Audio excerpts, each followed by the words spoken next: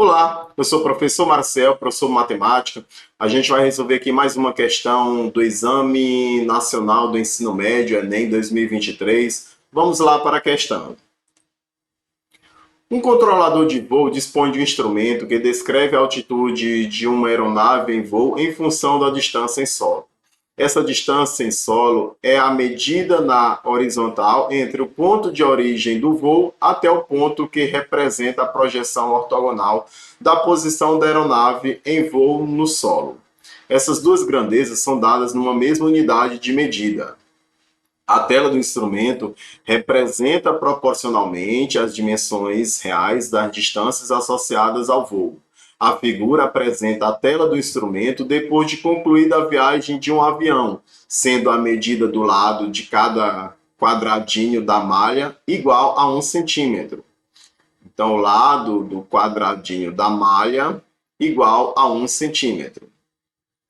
Essa tela apresenta os dados de um voo cuja maior altitude alcançada foi 5 km. Maior altitude, 5 km. A escala em que essa tela representa as medidas reais é. Então, ele quer saber a escala. É uma questão que trabalha com medidas de comprimento e escala. Então, a gente vai precisar tentar aqui ampliar essa figura para ficar melhor a visualização. Ele diz que cada quadradinho aí da malha corresponde a 1 centímetro. Vou tentar representar isso 1 centímetro. E que a maior altitude alcançada foi 5 quilômetros. Se a gente observar aqui no gráfico, a maior altitude é essa aqui, ó, 5 quilômetros.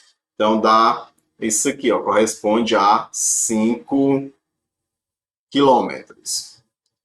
Então, a gente precisa, para a gente saber a escala, a gente precisa transformar aqui para a mesma unidade de medida.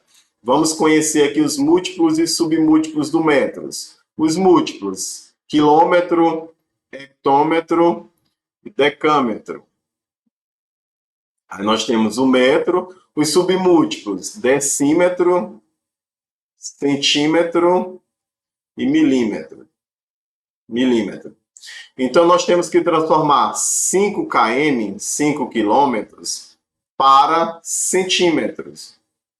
Nós temos que multiplicar de quilômetro para hectômetro, a gente multiplica por 10, quilômetro para decâmetro por 10, decâmetro para metro por 10, aqui também 10, 10.